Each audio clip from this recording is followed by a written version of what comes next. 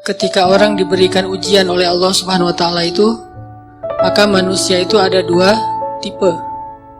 Ada manusia yang berkeluh kesah dengan ujian, ada manusia yang bersabar atas ujian. Dan orang yang bersabar ini juga bermacam-macam bentuknya. Ada yang sabar dengan pasrah, ada yang sabar justru dengan memperbaiki diri. Dia bersabar sambil memperbaiki dirinya, karena dia sadar tidak ada masalah yang menimpanya kecuali ada yang salah dalam dirinya. Tidak ada musibah yang menimpa dia kecuali ada sesuatu yang dia lakukan yang mungkin bukan kebaikan, yang mungkin dosa. Sehingga selain bersabar, sembari bersabar dia mencoba untuk mengevaluasi, memperbaiki diri. Dan ini adalah model orang yang sabar yang paling baik. Sedangkan yang mengeluh juga macam-macam. Ada yang mengeluhkan masalah, ada yang mencari kambing hitam, menyalahkan temannya. Kayak misalnya dia gak lulus satu mata kuliah atau nilainya jelek, dia nyalahin teman kos-kosannya gara-gara teman kos-kosannya ngajak dia main terus misalnya. Padahal itu kan pilihan ya, dia bisa menerima, bisa menolak. Bisa nyalahin mantannya, nih gara-gara saya diputusin, saya nilainya jadi jelek.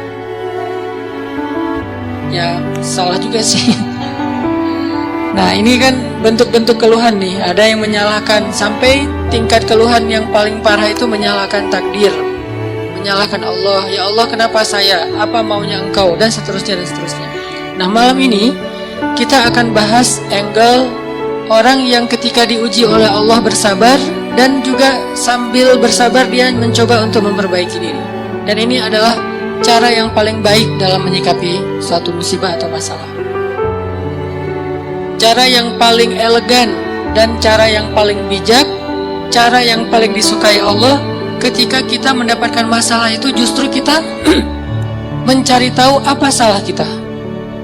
Walaupun masalahnya bukan dengan keadaan. Kalau menyalahkan keadaan kan susah. Masalahnya kadang dengan orang lain. Orang mencela kita, orang berkata-kata tidak baik kepada kita. Ya memang salah dia, tapi tidak akan menimpa ucapan itu kepada kita kecuali memang ada sesuatu yang terjadi dalam diri kita. Ada sesuatu dosa yang pernah kita lakukan.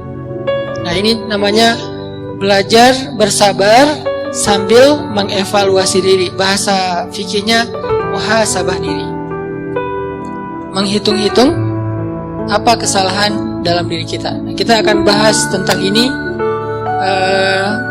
Gimana caranya kita menghadapi masalah, menghadapi satu musibah, menghadapi satu kejadian yang tidak enak dengan sabar, tapi nggak sekedar pasif, nggak sekedar mengatakan innalillah wa inna ilaihi rajiun, nggak hanya sekedar mengatakan hasbiyallah wa ni'mal wakil, nggak hanya sekedar merasa ini adalah cara Allah untuk menaikkan derajat saya. Kadang kalau hanya kegeeran kayak gini nih, kita jadi nggak pernah menjadi lebih baik. Kan ada orang ketika diuji oleh Allah, boleh sih merasa bahwa ini cara Allah menaikkan derajat saya. Tapi kalau hanya kayak gini doang, rasa-rasanya kita terlalu kegeeran. Dan kalau terlalu kegeeran, kita nggak punya dorongan untuk memperbaiki diri. Kalau saya lebih suka angle-nya, kalau orang lain yang kena musibah, kita bilang itu untuk mengangkat derajat dia. Kalau kita yang kena musibah, kita bilang ini karena dosa-dosa saya. Angle kayak gitu tuh lebih enak, lebih produktif. Daripada dibalik, giliran kita yang kena musibah, kita bilang emang Allah tuh yang pengen ngangkat derajat saya, makanya dikasih musibah. Agak GR ya. Giliran orang lain kena musibah, lo sih banyak dosa. Nah ini nih, sering ada judgement kalau orang lain. Coba dibalik, judgementnya ke diri sendiri, ke orang lain tuh husnuzon. Ini lebih enak nih, makanya hadis-hadis penyebab terjadinya musibah itu kan banyak. Coba kita pilih beberapa hadis, satu kita berikan untuk menilai orang lain, yang lain kita ambil untuk menilai diri kita. Nah ini beda nih standarnya. Kayak tadi, kalau orang lain yang kena musibah, kita husnuzon, Allah lagi pengen dekat sama dia. Kita husnuzon, Allah pengen menggugurkan dosa-dosa dia.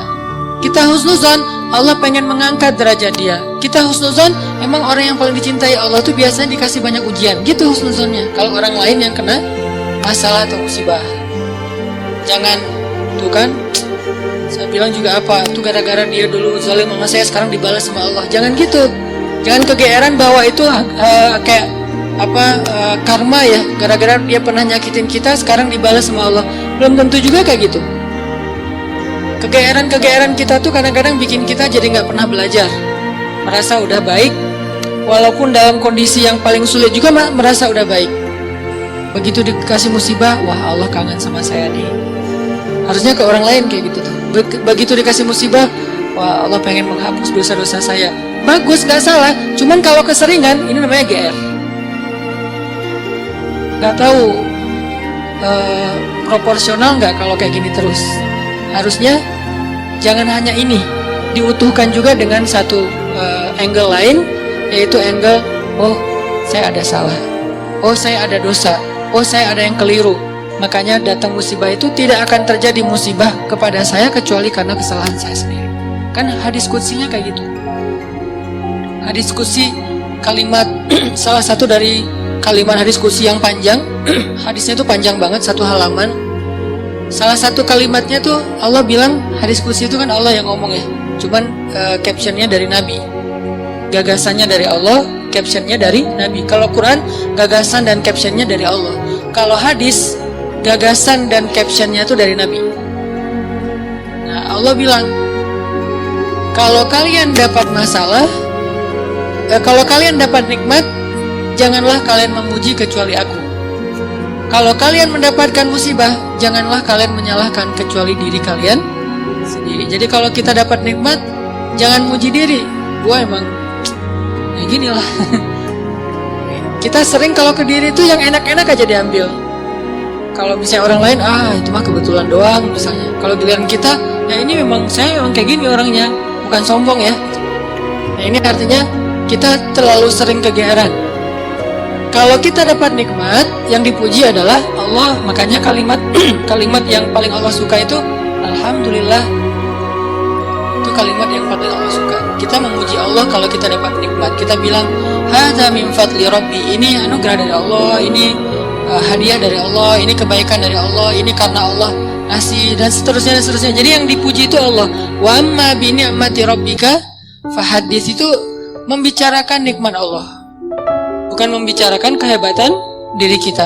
Tapi kalau diberikan musibah, jangan kita menyalahkan siapapun kecuali diri kita sendiri. Nah ini salah satu angle yang dibangun lewat hadis qudsi.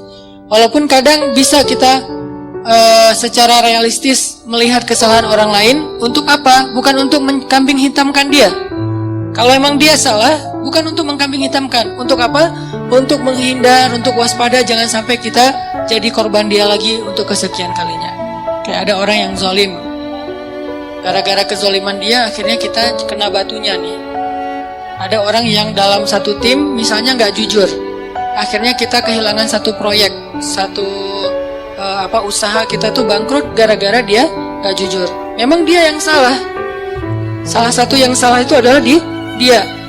Dan kita akui bahwa itu kesalahan dia, tapi bukan untuk mengkambing hitamkan dia. Kalau nggak karena kamu tuh nggak ada masalah ini, enggak. Dia bukan satu-satunya, salah satunya. Karena kalau kita nggak punya dosa, mungkin kesalahan dia hanya akan menimpa dia saja. Tapi karena kita juga punya dosa, akhirnya kesalahan dia juga menimpa kita. Tapi Ustadz, ada yang hadis mengatakan, kalau di dalam satu masyarakat ada orang yang berbuat dosa, nanti Allah akan timpakan musibah yang kena bukan cuma dia, sampai tetangganya juga kena. Itu kenapa bisa gitu? Dosa tetangganya apa? Dosa tetangganya membiarkan kemungkaran terjadi. Kesalahan masyarakatnya adalah membiarkan dosa itu tanpa ada orang yang mau memperbaikinya. Itu kesalahan masyarakat. Jadi pesan moral dalam hadis itu bukan orang yang gak salah terus kena juga, bukan. Orang yang gak salah itu kena gara-gara mereka membiarkan kemungkaran itu terjadi. Kalau ada usaha dakwah, Allah gak akan menimpakan.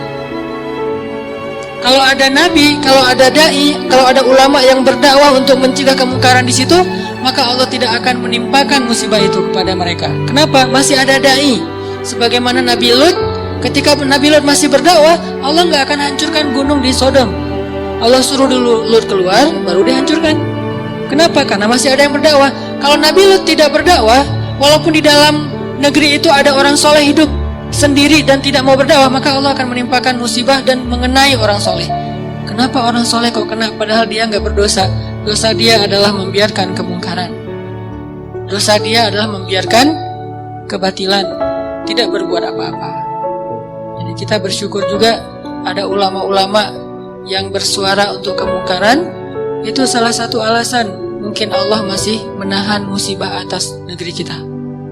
Kalau mereka tidak menyuarakan kebenaran dan mencegah kemungkaran, mungkin dari dulu kita udah kena musibah-musibah yang besar.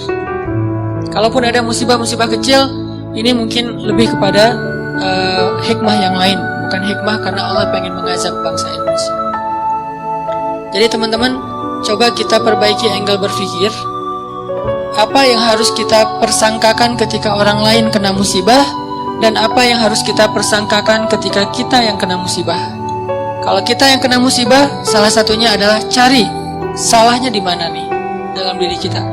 Kalau orang lain yang kena musibah, maka berbaik sangka dengan mengatakan Allah ingin mengangkat derajat dia. Berbaik sangka dengan mengatakan Allah pengen dekat dengan dia. Berbaik sangka dengan mengatakan orang yang paling banyak diuji adalah para nabi, kemudian orang soleh, kemudian yang semisalnya, kemudian yang semisalnya. Berbaik sangka dengan mengatakan Allah pengen menggugurkan dosa-dosa dia, sehingga kita nggak pernah menjudge orang lain dan tidak sibuk dengan kesalahan-kesalahan orang lain. Karena pernah saya kena musibah, misalnya motor saya hilang dulu banget. Saya baru beli motor, baru 2 bulan terus hilang. Teman saya bilang gini, Ustadz kurang sedekah nih, digituin. Ya sih, saya akan nggak mungkin dong saya ngebantah kan ya. Oh iya ya mungkin, cuman kan nggak enak ya. Orang lagi kena musibah, bukannya dia empati atau apa gitu, malah Ustadz kurang sedekah nih, dia menjudge. Dan kalau saya kepancing, nggak tahu sedekah saya kayak gimana, kan habis pahala sedekah saya. Udah pahala sedekahnya cuma sedikit, riak pula gara-gara kepancing sama dia, hilang kan, nggak ada manfaatnya kan ya. Dan itu sering loh mancing-mancing kita jadi riak. Kadang-kadang riak kita itu bukan direncanain, bukan gua pengen riak nih, enggak. Kalau kelas kita insya Allah nggak gitu-gitu amat lah. Nggak mungkin kita sedekah pengen pamer, kita beribadah pengen pamer, kita tilawah pengen pamer. Kita tahu lah itu mah sia-sia. Tapi kadang riaknya tuh muncul gara-gara kepancing sama orang lain. Lo nggak pernah gua ngeliat baca Quran? Wah, lo nggak tahu gua di HP ini ada Quran sampai 5 aplikasi loh. Bukan apa juga, banyak-banyak sama aja isinya. Aplikasi Al-Quran tuh ada 5 di sini, dan sehari tuh coba lo lihat, dan terakhir udah baca sampai surat berapa. Kan kepancing tuh, riaklah kita gara-gara orang lain. Atau misalnya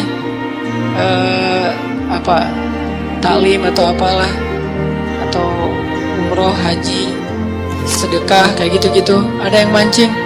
Lo nggak peduli banget dengan saudara-saudara kita yang di Palestina. Itu di sana tuh ngeri banget loh keadaannya. Lo kayaknya biasa-biasa aja. Lo ngelihat gue main, tapi gue tuh sedekah, gue tuh donasi terus, setiap minggu tuh ngirim 1 juta, habis kan? Ini riya yang kepancing namanya.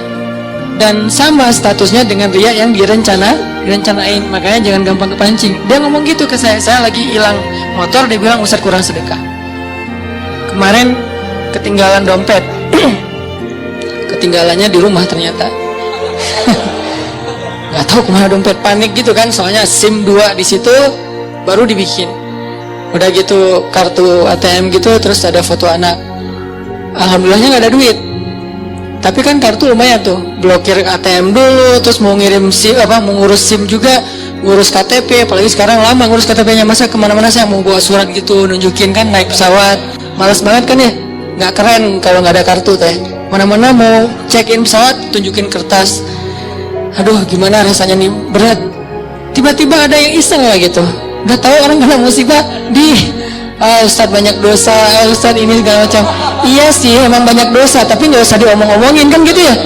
Jadi malah, karena kita juga udah muhasabah diri lah. Ketika kita dapat musibah, kita langsung introspeksi diri, nggak perlu digitu-gituin.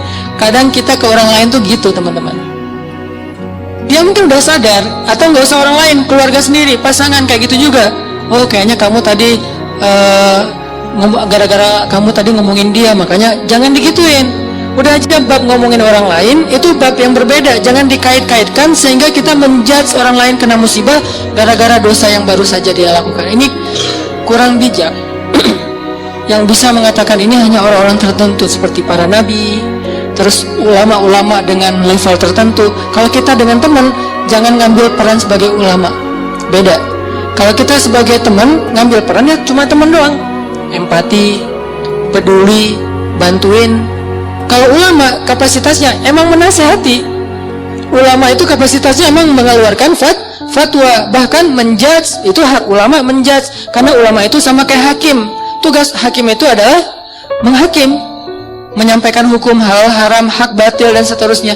Tapi kita kalau ke teman beda sama ulama. Kalau ulama kayak gitu maklumi, emang tugas ulama kayak gitu. Kalau kita mengambil peran ulama ini nggak bisa dimaklumi, ini agak blunder, agak offset nih kalau menurut saya. Jadi kalau teman-teman ngedengar ada ustadz-ustadz yang di sosial media berfatwa, itu emang tugas mereka. Jangan dijudge juga, nih ustadz ini kurang bijak. Emang gitu. Kalau kita yang kayak gitu, yang namanya kurang bijak. Kalau ulama kayak gitu, bijak itu. Karena kalau ulama diam, lalu di mana amar ma'ruf nahi mungkar? Kalau ulama diam, lalu di mana dakwah? Kalau gitu saya juga harus enggak. Kalau kita enggak boleh ngomong, mending diam. Karena ketika kita ngomong, kemungkinan salahnya lebih besar daripada benar. Terus gimana? Ya udah, bantuin orang yang kena musibah. Jangan dijudge, jangan dihakimin, jangan difatwain. Kita bukan ahlul fatwa. Kita bukan mufti. Kita hanya orang biasa. Kalau mau sekedar watawasau bil haq Ustaz. Ya, watawasau bis sabr juga kan. Kita nasihatnya itu menguatkan kesabaran dia, bukan nasihatnya membuat dia makin jatuh. Rosi, nah ini bikin jatuh nih. Ya, sabar ya, mudah-mudahan Allah dengan modal husnuzon tadi, mudah-mudahan Allah angkat derajat kamu, mudah-mudahan Allah ngampuni dosa-dosa kamu, mudah-mudahan Allah kamu jadi lebih dekat kepada Allah. Ini watawasau bil haq, watawasau bis sabr. Tapi kalau kita bilang kamu kurang ini, kamu kurang itu, kamu kurang itu, ini berarti kita menjudge, menghakimi orang yang sedang kena musibah. Harusnya itu kita lakukan untuk diri kita, bukan untuk orang lain. Beda banget teman-teman, angle dalam menilai orang lain dan menilai diri kita sendiri itu beda. Jangan disamain. Yang banyak terjadi terutama di sosmed itu, kita memberlakukan yang untuk diri kita berikan ke orang lain, yang untuk orang lain kita ambil untuk diri kita. Itu yang terjadi di balik tadi tuh. Itu banyak banget di masyarakat kita. Yang kayak kasus orang lain kena musibah, kita bilang banyak dosa. Kita kena musibah, kita bilang Allah pengen ngangkat derajat saya. Harusnya dibalik. Kalau dibalik insya Allah kan nggak ada perdebatan ya, nggak ada haters, nggak ada keributan, nggak ada keramaian, nggak ada unfollow, nggak ada left group, nggak ada yang kayak gitu-gitu. Kenapa? Karena semuanya melihat ke orang lain dengan husnuzon, melihat ke diri sendiri dengan muhasabah, dengan mengevaluasi kesalahan sendiri. Ini poin pertama. Mudah-mudahan jadi pola pikir dalam kita berteman, pola pikir dalam kita bersosmed termasuk. Karena kalau pola pikir ini dibalik tadi, bahaya. Kita nggak akan pernah punya teman yang nyaman berada di sisi kita. Terus disalah-salahin. Apalagi nanti kalau udah punya pasangan, nggak akan betah dia kalau terus-terusan disalah-salahin. Walaupun salah, kadang dia salah, tapi nggak usah disalah-salahin. Cukup dibantu. Nanti dalam momen-momen yang lebih normal, lebih enak, baru dikasih tahu. Tapi kalau misalnya dia lagi ada masalah, disebutin lagi kesalahannya, secara manusiawi dia pasti akan ilfil. Alih-alih dia nerima nasihat kita, malah menjauh, malah jadi masalah baru. Ini angle berpikir. Terus yang kedua, kita coba lihat bagaimana cara para ulama menyikapi atau merespon masalah. Gimana orang soleh dulu ngerespon satu musibah. Orang soleh dulu, kalau mereka dapat musibah, mereka selalu memeriksa pertama hubungan mereka dengan Allah. Itu yang pertama diperiksa. Karena nggak mungkin ada musibah kecuali karena ada masalah antara kita dengan Allah. Kalau hubungan kita dengan Allah itu, hidup kita tuh bakalan mudah banget teman-teman. Tapi begitu ada kerenggangan antara kita dengan Allah, ada gap antara kita dengan Allah, ada kayak kerusakan hubungan kita dengan Allah, pasti jadinya tuh musibah, pasti jadinya tuh masalah.